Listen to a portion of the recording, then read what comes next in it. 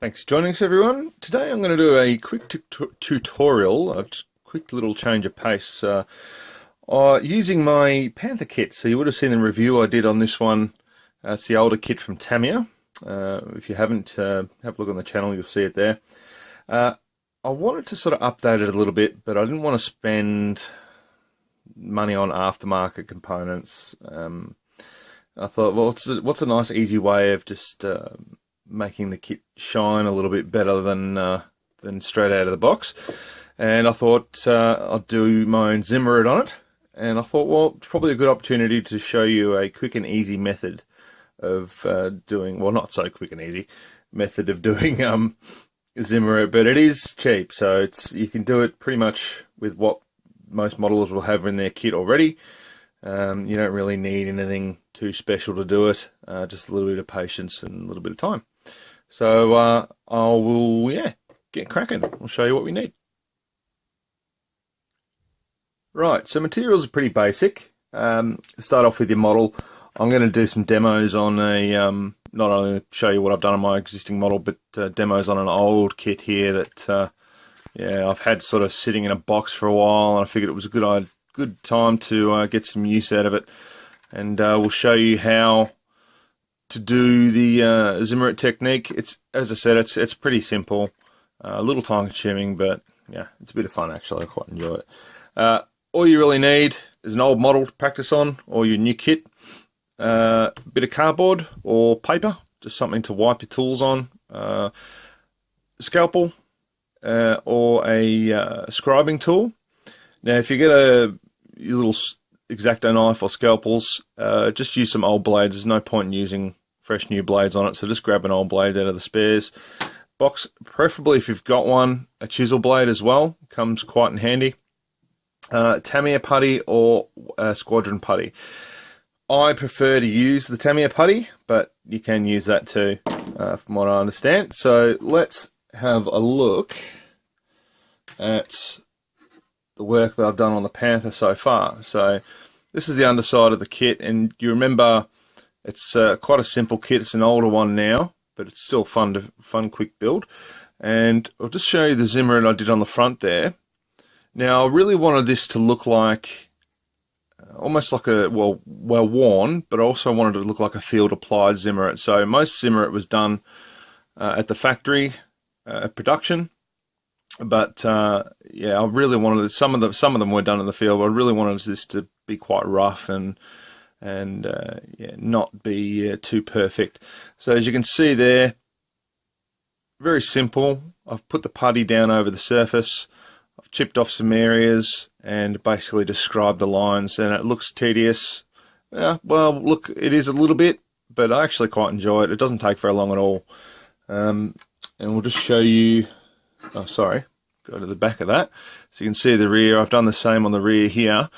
And as I was saying, I wanted it to sort of look field applied. So I put all the stowage on and all the external components on first, and then sort of applied it around that, except for things like tow cables and whatnot. But yeah, and you can reference photos. You'll find plenty of them on the internet of different patterns. It's really up to you. There's so many different patterns that they use. And they're not all identical, even when they use the same design. They vary widely, so you can play around with it a little bit. I just decided to do a round section there around that little bit of the tank. And we'll just show you the hull. So I've been working on the hull. Oops, sorry, knocked the camera. Been working on the hull, and you can see there I haven't gone up underneath the tracks, spare track links that I put on the side. I've just basically gone along there, left the tools in place, gone along underneath them, and just done the odd little section here or there. The blank bits I've left for markings, so you'll see quite a few photos. They actually have areas of flat surface where the markings were applied.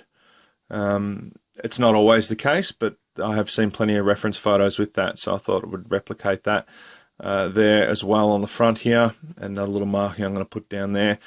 But you can see on the machine gun bowl there, just all the detail. I've gone around it on the outside and then just sort of hodgepodged the middle, and it's quite simple. and there's a new row that I'm working on, and we'll show you that one today. But basically all I did was just spread it fairly thin. Doesn't need to be very thick, just fairly thin across the surface. You just need enough to cover it really. Let it dry, get a little bit of sandpaper and sand it back just to get all the any rough edges off it. You don't want it completely smooth, but you don't want sort of large sections sticking up, so it's always nice just to sand those back. You can see I've left it a little rough in some areas, and that's just to replicate the finish a bit better. And go along the side here, I haven't started on this yet. I have applied it, let it dry, sanded it back a little bit, and I'll scribe that too coming soon. Now, just for the blank patches of the tank, areas where you don't want Zimmerit, I'll show you.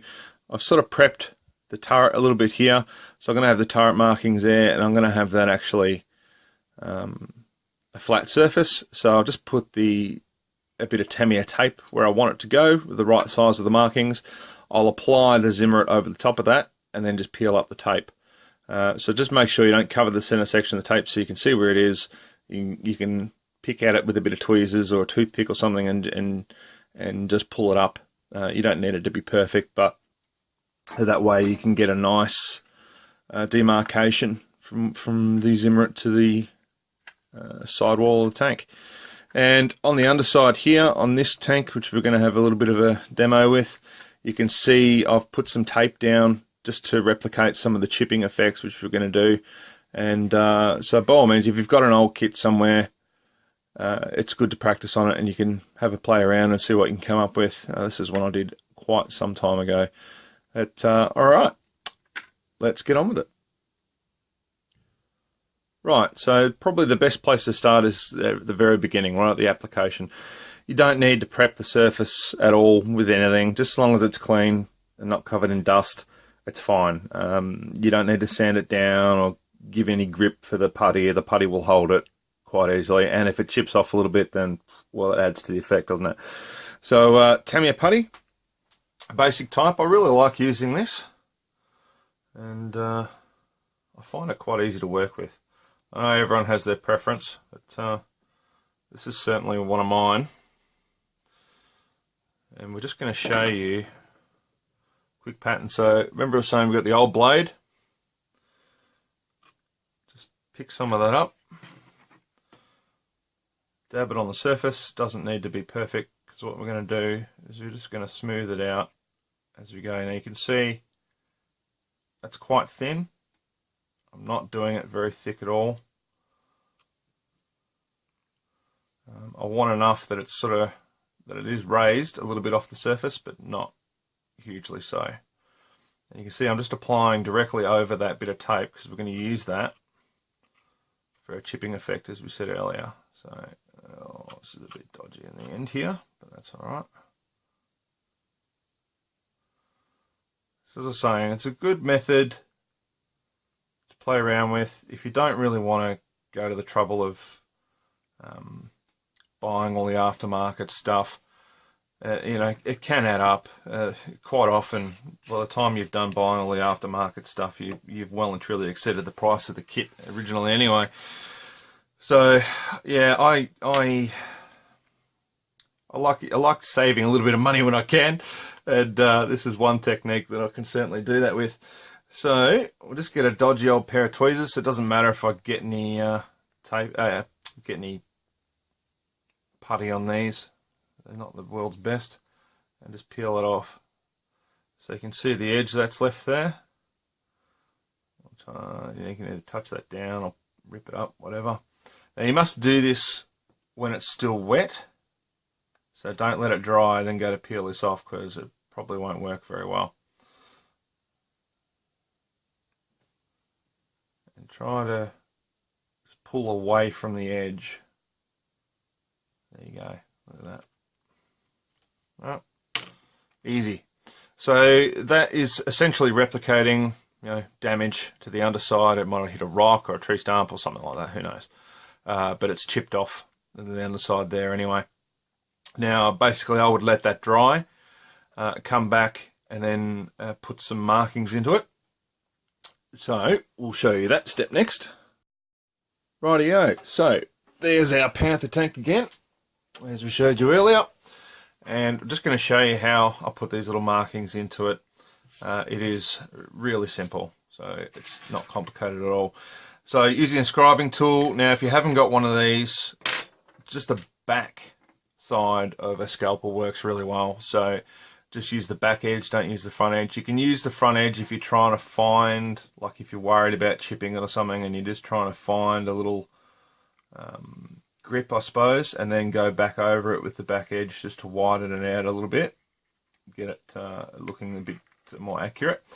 So you can do that. As I was saying earlier, the flat blade, I haven't needed to show you this, but it is perfect for side areas, things like that. It really does help move it out a lot more effectively. So yeah, let's have a look.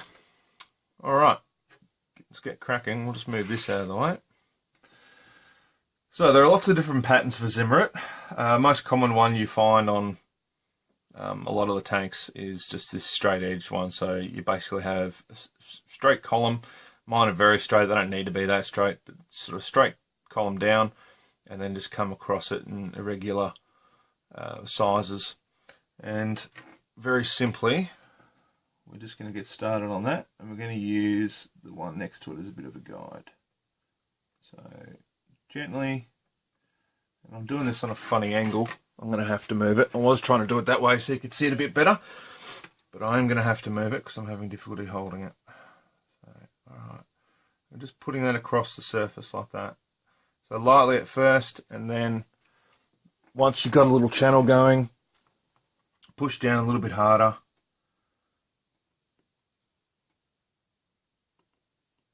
And complete it. Now you don't want it looking too terrible, you don't want it looking too uneven, but they were never really perfect. So you'll find all sorts of different designs on there, and I'm going pretty slowly just because I want to show you this. Alright, so not too difficult. Just blow that off, and there we go. So you can see, started off fairly narrow and moved a bit wider. We'll probably go back to narrow again. Just get that going. There we go. Right.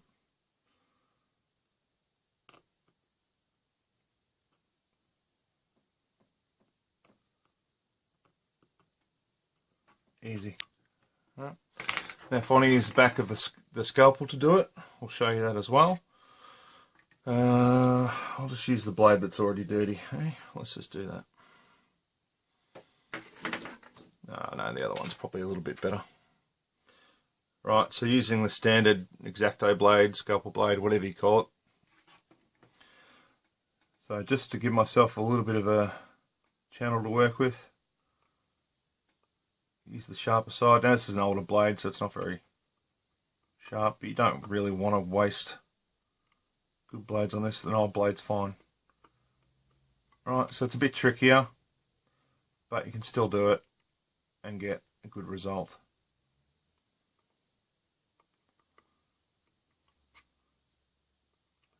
Just go over the back. There we go, a little rough that one. So that's alright though, because they don't have to be perfect, remember? So let's just go over next one. Down. Back across. Now some people do this when it's wet as well. You don't really need to. In fact, I really prefer waiting until it's dry. I find it, when it's wet, it sort of bunches up. I don't have as much success with the design, essentially. So wet is usually what I would avoid. Plus also too, you end up sanding it later anyway, usually, so you get all the sanding dust and all the garbage in the cracks and whatnot. So you can see that there. That's using both methods. Pretty simple. And we'll just continue on till we get down to here.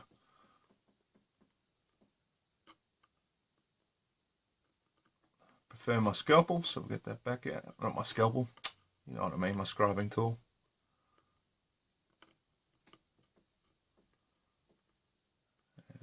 So I might do these ones a bit quicker.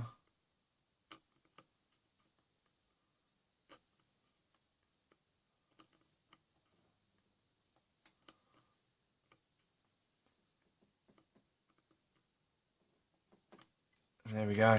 So I've pretty much done that segment in this short little video. So it's not going to take you a long time to do it. I mean, it is a little tedious, but whack on an old movie or something, sit down and yeah, have a blast. If you're wondering what that is, I was experimenting with putting on some sidearm, but I'm going to let that go. I think I can't be bothered. It's not really worth it for the look. But yeah, so making your own Zimmerit for your scale model kit. Hope you got something out of this. I hope it's useful. As I said, get an old tank out and have a crack at it first. See how you go before you whack it onto something that you want to keep. But it's always a fun method, and it just makes it a little bit different. So I'm not spending a lot of money on aftermarket parts, but I haven't got a kit which is straight out of the box either. So we've had a bit of fun with it and made it look somewhat more authentic. So I quite like that. And yeah, we'll show you the finished product sooner or later. Thanks for watching. I hope this was helpful, and we'll speak to you soon.